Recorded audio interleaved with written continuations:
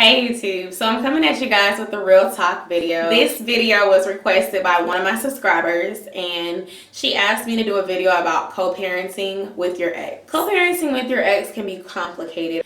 It's difficult because more often than not, it takes the mother being the bigger person to make it happen, especially if you're not married. It's kind of hard in this day and age. You know, we don't do what we're supposed to do. We don't wait until we get married. We get a kid out of a situationship, out of a relationship, out of whatever. And we end up with this child and this struggling relationship. When everything falls apart, it does something emotionally to both the mother and the father. And it takes maturity to really get through that so that you can do what's best for your child. You have a guy that has consistently been there for his kid, signed the birth certificate, gives you money in your hand for your child, buys everything that your child needs without questioning it, never put other females before the child, never put his family's opinions of what y'all had going on first above your child. Please do not let the relationship failure be a reason to not let that man be a father to your child. I really encourage you to put aside your feelings and let that man be there. You have to not think about the things that he did if he's a good father to his child.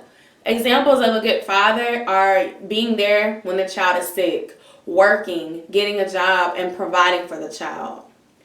Some examples that people often think are signs of a good father is the father being there while y'all are in a relationship. Why not be useful? If you're there, you might as well cook dinner. You might as well play with your baby. You might as well help put him to sleep or go get a bottle because you're there in the household. But a better example is what he does when you are not there, when there is an emergency, when you need him. What type of father is he? That should help you determine how you co-parent.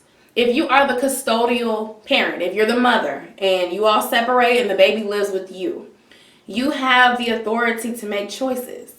And if you didn't put that man on the birth certificate, or if he is on the birth certificate, but he's not doing anything, there's nothing wrong with putting him on child support. A lot of people are brainwashed by these fuckboys telling them, oh, I ain't gonna be around, or I ain't gonna fuck with you, I'm not gonna forgive you if you put me on child support.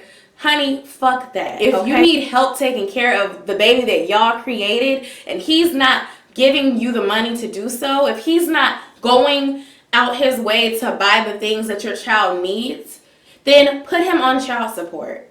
I'm sorry if the mom doesn't like it. I'm sorry if grandma doesn't like it. But if a man is really serious about you and the relationship that he has with his child, then it won't bother him. Let me tell you something about my dad.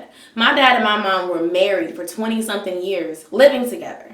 But when I tell you that my mom had my dad on child support, and it did not change the way that he interacted with me or my mother throughout their marriage, still provided, still bought things for me outside of what child support was already being deposited in my mom's bank account. If a father is serious about being there for his kid or his kids, child support is not going to scare him off. If you have support coming from your family and you don't need it financially, I say put him on child support, because in the future that will help your child. It's not about you, but it'll help your child.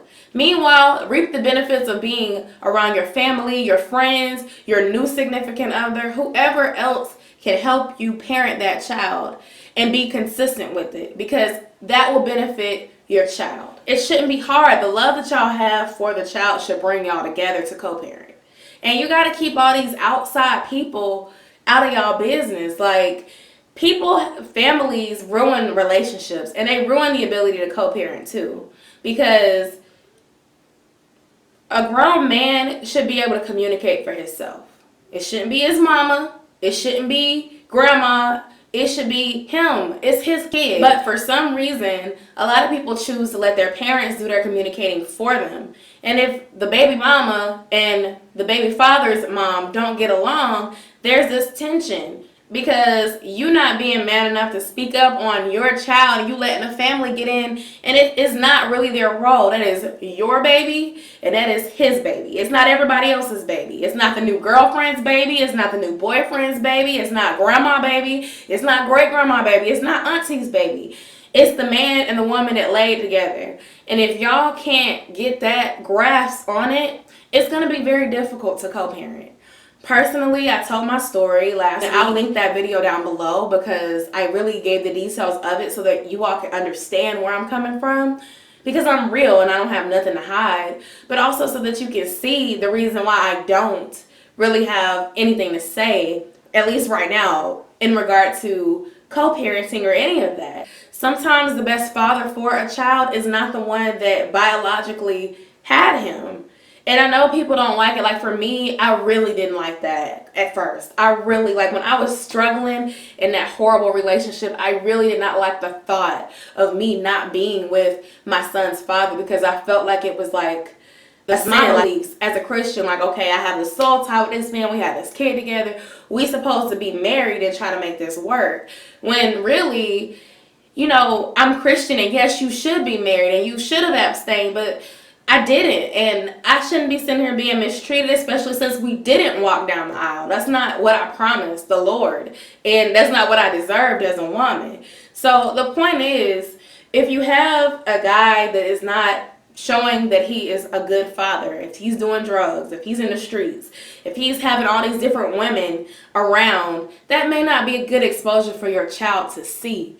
And until you see evidence of a change, then that's when you can start exposing him to the father. It's been so great over here once I let go of all that toxic energy. And you don't want to have that around your kid because your kid or your kids can pick up on it. And it'll affect the way that they treat women. It'll affect the way that they allow their significant others to treat them. And it'll affect the type of person that they become in life. And that is serious. I am the way I am because I saw a marriage. I saw my dad treat my mother with respect. I saw my mother, even as a single mother, when they separated, not hoeing around. So that's who I am because of what I saw. Our kids don't do what we tell them to do. Our kids do what we see our parents doing. You know, you got your mom getting high all the time and you at first might say, I ain't gonna be like that, I ain't gonna be like that. Then you get a little bit of this adulting in your life and you see why they hit the blunt. So the last thing I want for my child is for him to pick up habits that end him up in jail, that end him up dropping out of school, that end him up, you know, using women, being a deadbeat. I don't want that around my child. So when I was giving it a chance, I gave it a chance because I thought I was doing what was best for my child. As a mother, you have to see what is best for your child. Like I said, if the relationship didn't work out, but this man treats his child like a king or a queen, then don't take that away from him. But if the relationship didn't work out because he was fucking up the family, and then after the breakup, he's still not making an effort, then forget him. Co-parenting is simply about what y'all can do together for the child. So sex, the relationship shit, none of that belongs in that category when y'all are discussing the child. And you might need a unbiased factor, somebody's mom, somebody's aunt, a mutual friend to help, or even the courts, so that you can have mutual interests put out on the table so y'all can come up with something.